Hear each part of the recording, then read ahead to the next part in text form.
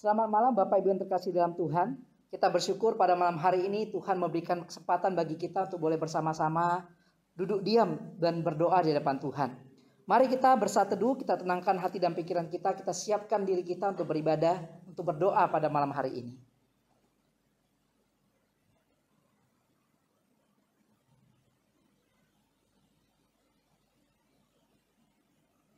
Ya Tuhan, kami berterima kasih di tengah-tengah segala kesibukan yang boleh kami lakukan hari ini ya Tuhan. Kami diizinkan oleh Tuhan untuk boleh duduk diam, untuk boleh berdoa ya Tuhan, untuk boleh menaikkan pujian dan juga belajar firman Tuhan. Kami menyerahkan ya Tuhan persekutuan doa kami ini dari awal, pertengahan sampai pada akhirnya. Kami mohon Tuhan menolong kami dan Tuhan memimpin kami di dalam pembelajaran firman dan juga di dalam perenungan firman dan doa-doa yang akan kami naikkan ya Tuhan. Ini doa serta sembahyang kami, mohon sertai kami dari awal sampai pada akhirnya. Di dalam nama Tuhan kami Yesus Kristus, kami berdoa dan kami memohonkannya. Amin. Datang kepada Tuhan seharusnya itu menjadi sebuah kerinduan kita. Kita datang berdoa bukan karena kita lagi butuh sesuatu. Kita datang berdoa karena kita sungkan kalau dikatakan orang Kristen yang tidak berdoa. Tapi biarlah kita terus diingatkan bahwa kita harus datang di depan Tuhan karena kita rindu untuk bersekutu dengan Dia, rindu untuk dekat dengan Dia. Mari kita angkat pujian, seharusnya aku datang. Biarlah pujian ini mengingatkan kita untuk selalu datang di depan Tuhan.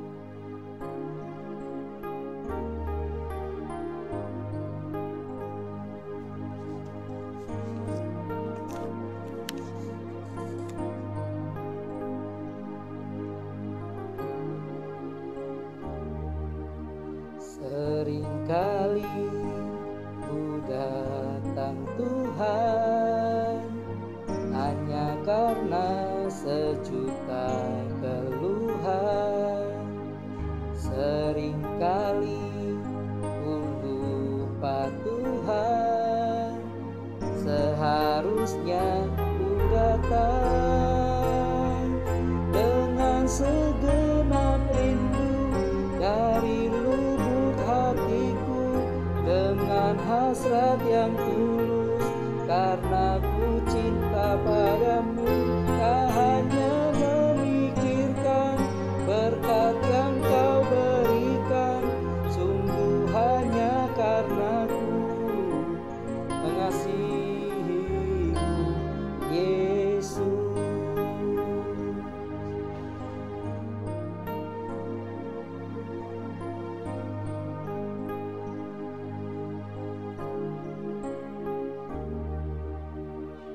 Seringkali aku berdoa hanya karena tak ingin dicela. Namun kini ku sadar Tuhan, seharusnya ku datang dengan segenap rindu dari hatiku, dengan hasrat yang tulus, karena ku cinta padamu.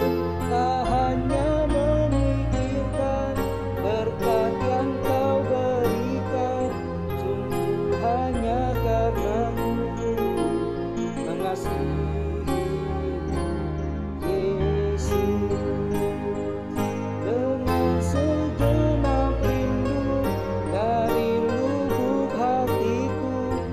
dengan hasrat yang tulus, karena ku cinta padamu. Tak hanya memikirkan berkat yang kau berikan, sungguh hanya karena ku mengasihimu Yesus.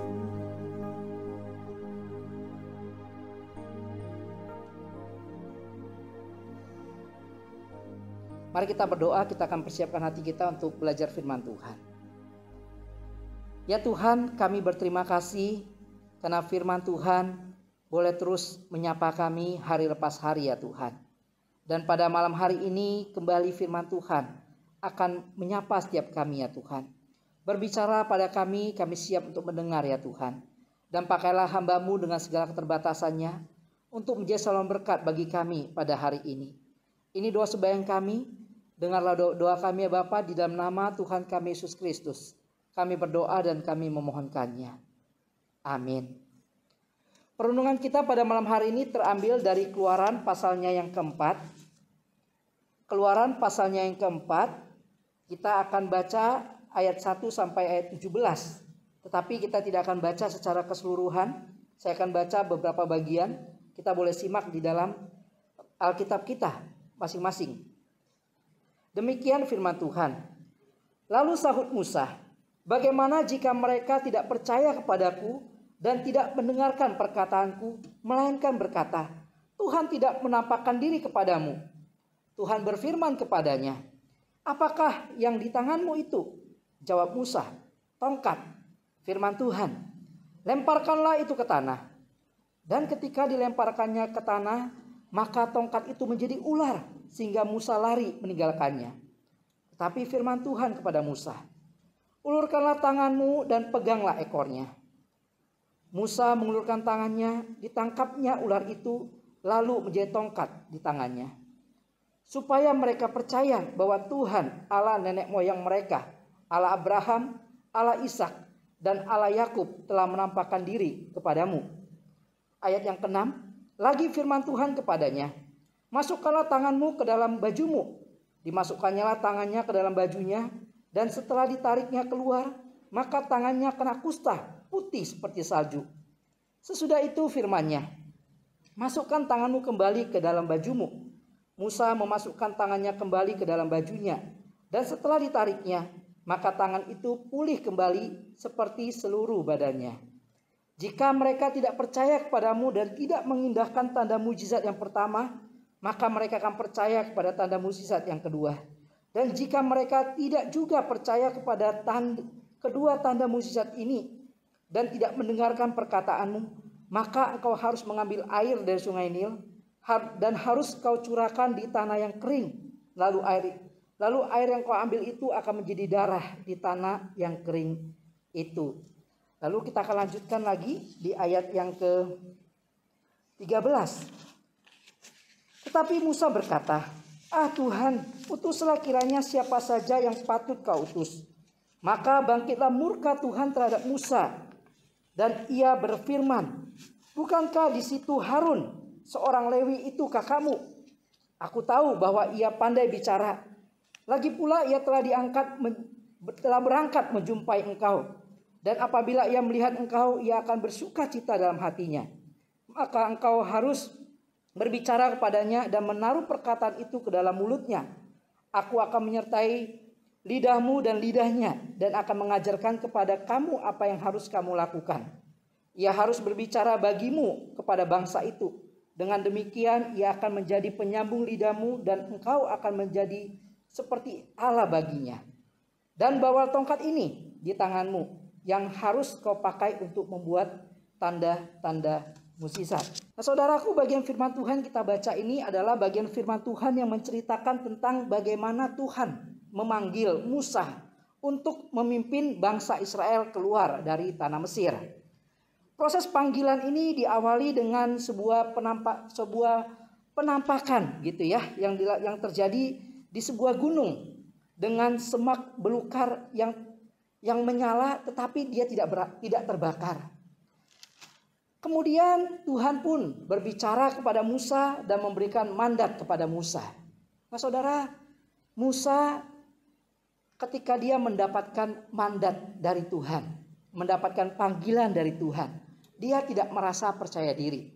Dia merasa takut, dia merasa tidak mampu untuk menjalankan panggilan yang diberikan oleh Tuhan kepadanya. Tetapi di sini kita melihat bagaimana Tuhan itu mencoba meneguhkan panggilannya bagi Musa. Allah itu paling tidak memberikan dua tanda ajaib yang langsung dipraktekkan oleh Musa dan disaksikan oleh Musa sendiri. Yang pertama adalah ketika Tuhan bertanya kepada Musa, apa yang ada di tanganmu? Musa berkata, tongkat. Lalu Tuhan mengatakan, lemparkan tongkat itu. Dan ketika tongkat itu dilemparkan, tongkat itu pun menjadi ular. Dan Musa ketakutan dan bahkan mau berlari untuk meninggalkan tongkatnya itu. Tapi Tuhan berkata, ulurkan tanganmu dan tangkaplah ekornya.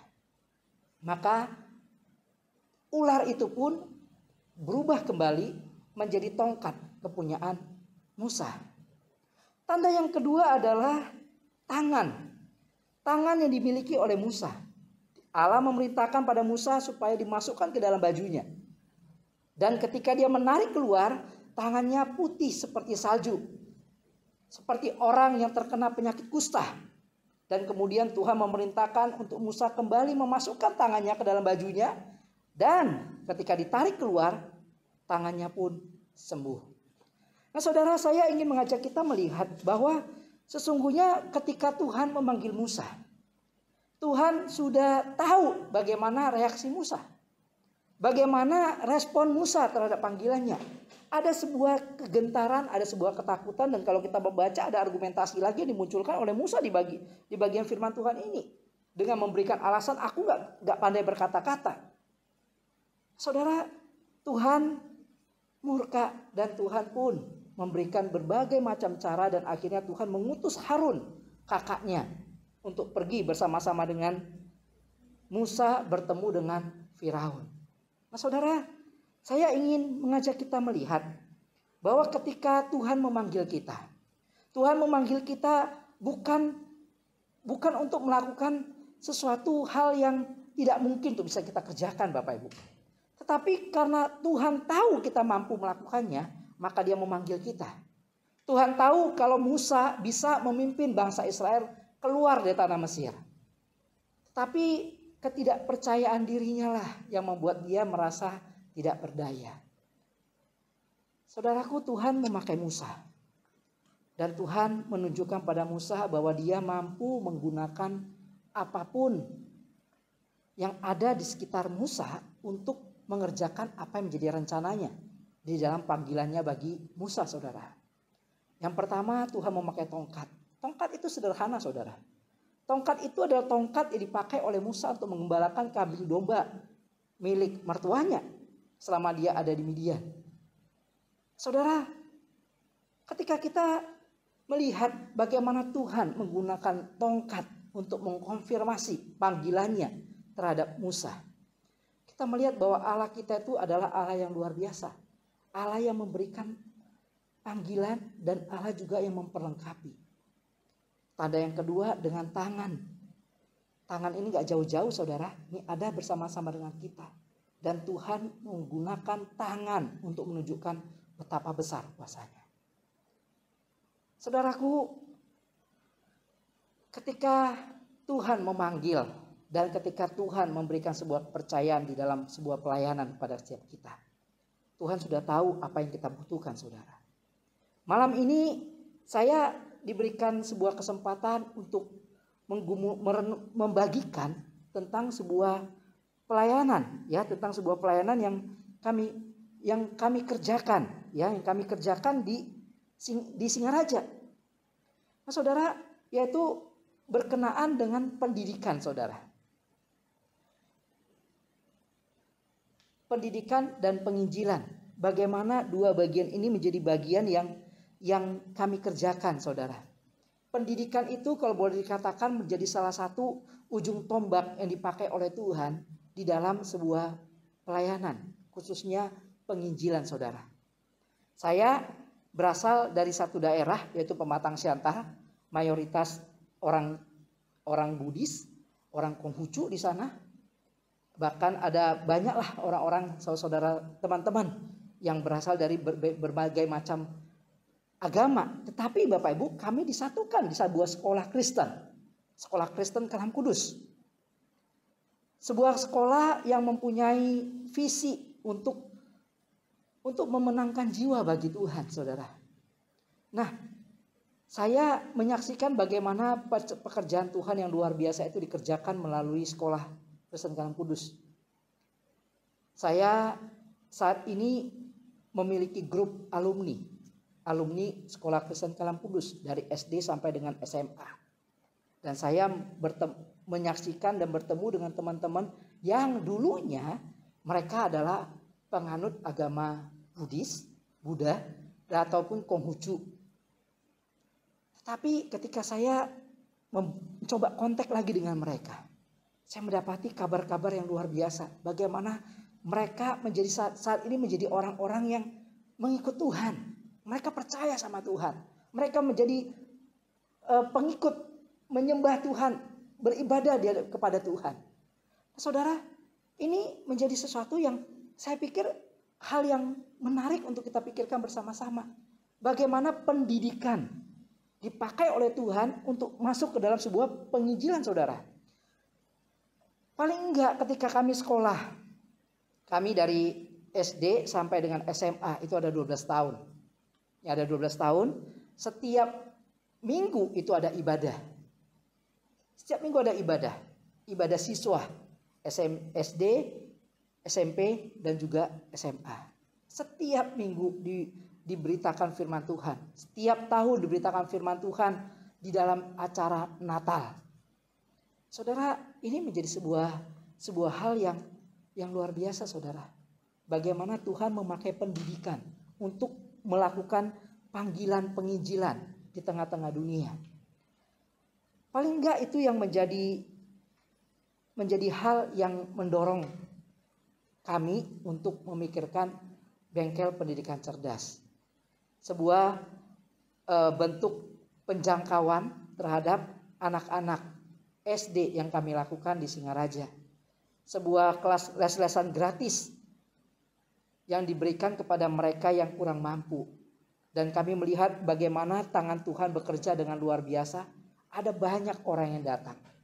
Berawal dari sedikit anak yang mengikuti dan kebanyakan memang anak-anak jemaat. Sampai akhirnya berkembang. Dan ada begitu banyak anak-anak dari luar sana gitu ya. Anak-anak dengan latar belakang non-Kristen, mereka mengikuti BPC ini. Dan mereka dididik nilai-nilai kebenaran.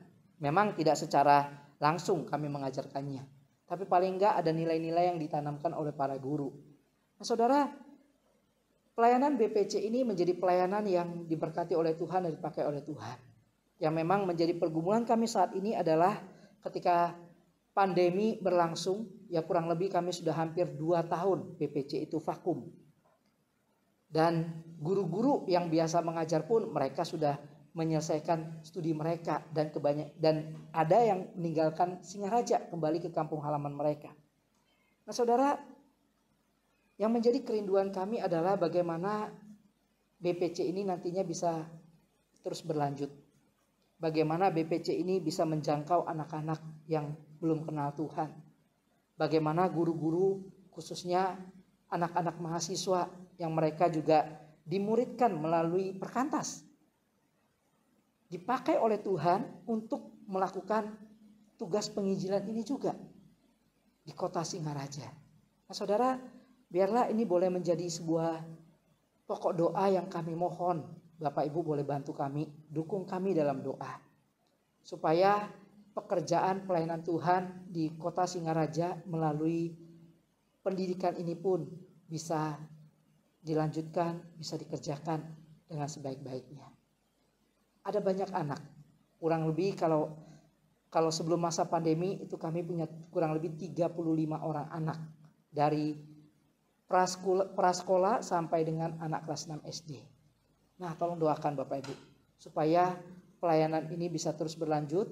Nanti mungkin kami harus mengadakan penyesuaian dengan situasi pandemi yang sedang terjadi saat ini. Nah, Bapak Ibu, biarlah ini boleh menjadi pokok doa kita bersama-sama. Nanti sebentar saya ingin mengajak kita bersama-sama menaikkan pokok doa untuk pelayanan kami di Singaraja.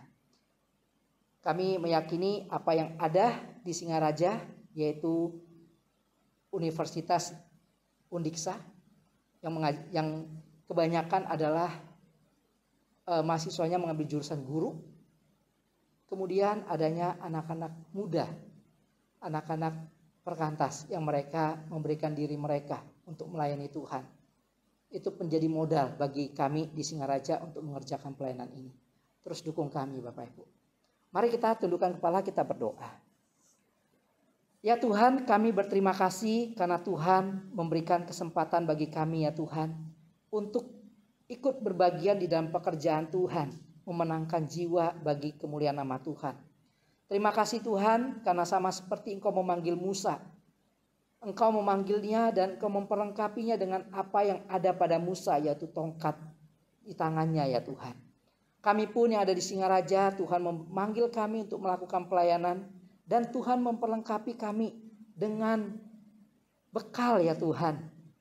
Ketika kami mengembangkan pelayanan di dunia pendidikan, Tuhan menyediakan ada anak-anak mahasiswa yang mereka mengambil jurusan kuliah pendidikan guru ya Tuhan. Terima kasih untuk kebaikan Tuhan yang boleh menyediakan itu bagi kami. Dan kami rindu ya Tuhan, berikan pada kami kesetiaan untuk melakukan panggilan ini, melakukan tugas ini dengan setia di hadapan Tuhan. Terima kasih Tuhan, kami menyerahkan Tuhan. Jikalau sebentar kami juga akan menaikkan beberapa pokok doa syafaat.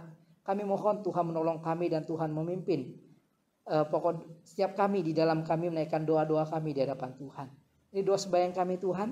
Kami berdoa dan kami minta di dalam nama Tuhan kami Yesus Kristus. Amin. Mari Bapak Ibu kita akan bersama-sama menyanyikan sebuah pujian bahwa ada begitu banyak orang yang butuh Tuhan. Mereka butuh kasih Tuhan, mereka butuh jamahan Tuhan.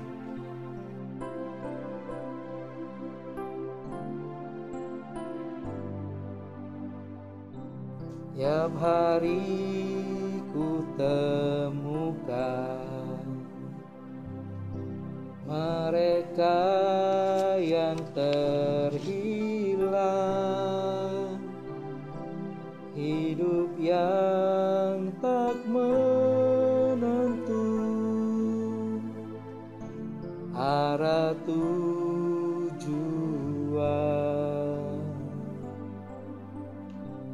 dalam tawa mereka tersimpan duka, namun Tuhan mendengar tangis mereka.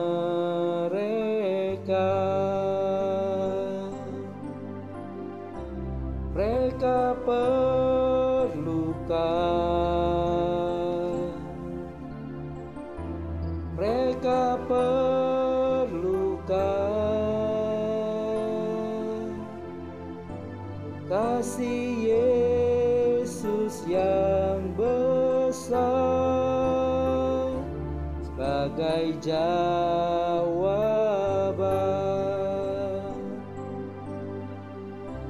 Mereka perlukan, mereka perlukan.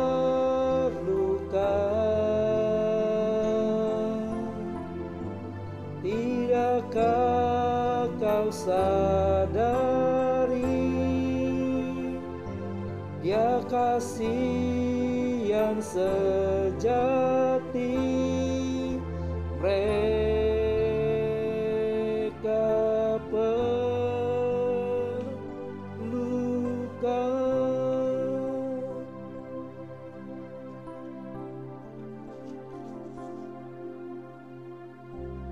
Tuhan memanggil kita untuk membawa terangnya. Tiada lebih berharga, cari yang terhilang.